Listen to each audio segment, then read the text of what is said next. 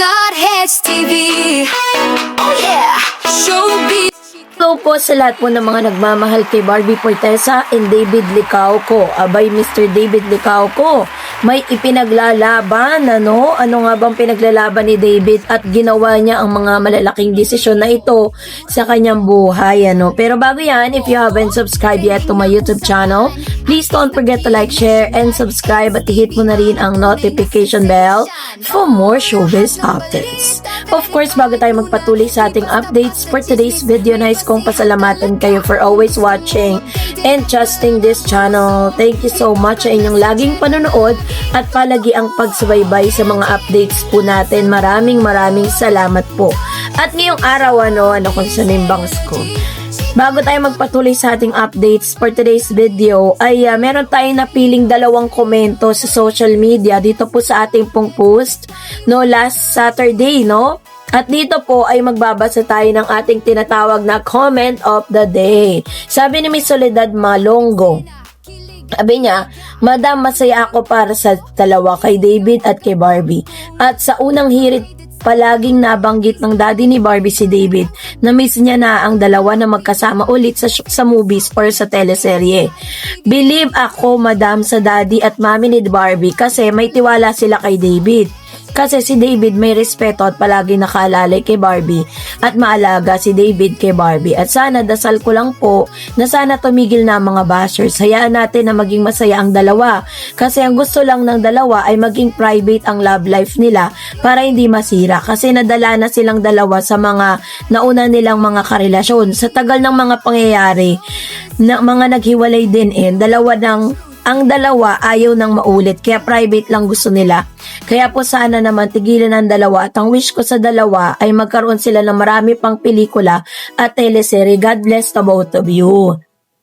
Ayun, sabi nga ng kasabihan, diba, parang father or parents knows best, no? Alam po nila kung ano po yung mas nakakabuti sa kanilang anak at alam ko po, naramdam din po nila kung sino ba talaga yung tunay na nagpapaligaya at nagpapasaya sa kanilang anak. Kaya hindi na natin yung pwedeng questionin, ano, kung bakit minsan talagang kahit po yung mga parents po kasi ni Miss Barbie Fortesa, mas komportable sila na si David Licauco ang laging kasama ng kanilang anak. Kaya ano tayo doon, talagang saludo tayo doon kay daddy, no? Sa daddy po ni Miss Barbie Fortesa. At syempre, lahat naman talaga tayo na miss natin na magsama ulit sila sa isang project. And then sabi naman ni Miss Maria Fortunato, Susana Isip, happiness, yarn, very well said. Alam na this, mga ka-fans, David is genuine and sincere. Kahit ano pa ang sabihin ng mga bashers sa Barda, loyal na loyal kami. Kaya kayo mga detractors ng Barda, go lang and more power to all of you. Haha, ayan. Talagang masasabi natin na sa tagal din kasi nila sa showbiz na talagang masasabi natin na may mga gustong sumira sa kanila pong pagsasamahan, di ba, doon sa friendship na meron sila. Pero kahit ano naman pong sira ang gawin nila at kahit ano pong ilabas nila, hindi naman po talaga mabubuwag ang Barda. No, kasi kahit naman po sa puso ni David at saka ni Miss Barbie Fortesa, gusto pa rin naman talaga nila makatrabaho ang isa't isa. So wala tayong duda doon na talagang they really miss each other na magkasama po sila sa isang project. No? Kaya naman let's wait and see dahil alam ko pong may plano ang GMA para sa dalawa. So eto na nga, pumunta na tayo sa ating proper topic for today's video kung saan nag-come up si Mr. David Licauco sa isang desisyon na talaga namang ikinagulat ng lahat. Alam po natin na kahapon is very historical po yung nangyari dahil po sa malakihang rally, no, para po dun sa multi-million na flood control issue. Multi-billions, no, flood control issue kung saan naglabas po si Mr. David Licauco ng kanyang statement na talagang nagdesisyon siya at nag-come up siya sa ganitong desisyon. Sabi po ng isang balita at pinost din po ito ni David sa kanyang IG na gagawin niya ito para po. At alam po natin na bilang isang businessman, isa yan sa pinaka parang sacrifice talaga yun. Alam natin na pag ginawa niya to, pwede pong mag-suffer yung kanya pong negosyo. Sabi po ng bandera, and it was posted 4 hours ago by Therese Arceo. Sabi ng title, Sabi po ng title niya is David Licauco, isasara resto para sa mga empleyadong dadalo sa September 21 rally. Sabi niya, marami ang humanga sa kapuso aktor at tinaguri ang pambansang ginoo na si David Licauco sa ginawa nitong pansamantalang pagsasara ng kanyang restaurant para sumuporta sa September 21 rally. Sa kanyang Facebook page ay ibinahagi ng aktor ang anunsyo na close muna ang kanyang restaurant sa White Plains para magbigay daan sa mga empleyadong nais dumalo sa malawakang kilos protesta. Sobra to go White Plains will be closing at 12 noon on September 21, 2025 Sunday so that our staff may exercise their freedom of expression and peaceful assembly by joining the strike, anunsyo sa Facebook page ng resto ni David. Pagpapatuloy nito, the sovereignty and spirit of the Philippines lies first and foremost with the Filipino people. The power of government is borrowed from the people and they are accountable to us, not the other way around. Ayun. So, yun po yung kanyang sinabi dito po sa kanya pong post, ano. So, alam po natin na sobrang laki po ng kinikita ni Mr. David Licauco sa kanya pong negosyo. 'Di ba? Dahil po talagang kilala na kasi rin yung restaurant niya. Pero sinacrifice na yon inline po doon po sa pakikiisa para po sa naganap na malawakang protesta, malawakan pong mga pagrarally sa iba't ibang lugar, ano. Hinangaan naman po ng ilang mga celebrity ang mga celebrity na nakiisa dito po sa nasabing rally.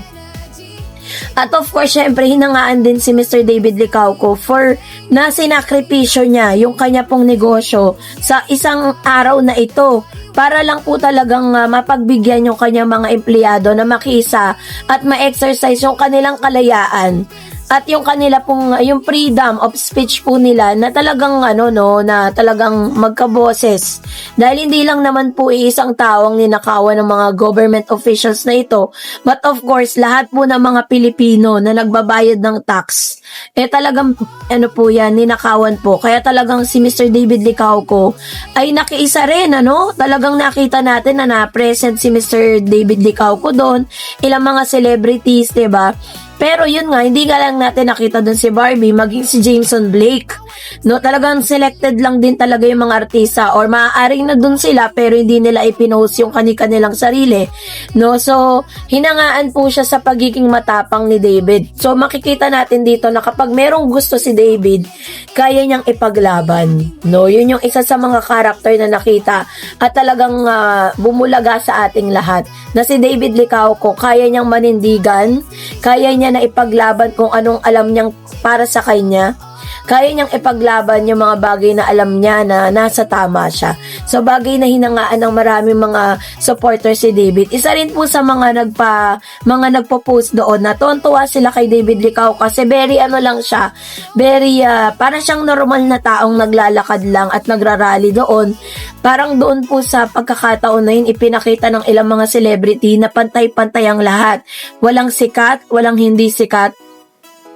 Lahat po sila doon ay normal na Pilipino na nakikipaglaban. Doon po sa laban ng lahat, para po sa graft and corruption.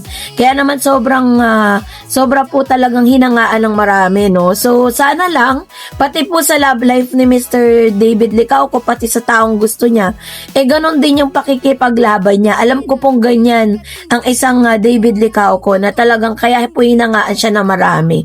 So, natutuwa po tayong lahat na isa si David sa mga nakikiisa sa mga ganito. At marami rin mga tao talagang sobrang natuwa din na nakita po siya doon po sa place na yun. Kaya naman David Licauco and Bardab, laban lang, nakita na natin si David kung paano siya makipaglaban at magstand doon sa gusto niyang tayuan. So, salamat po sa panonood po ninyo. Ano pong inyong saloobin patungkol dito, mag-comment kayo sa comment section. And that's it for today. For more videos and updates, please don't forget to like and subscribe. And please don't forget to follow my Facebook page, Dar Eds TV. God bless everyone.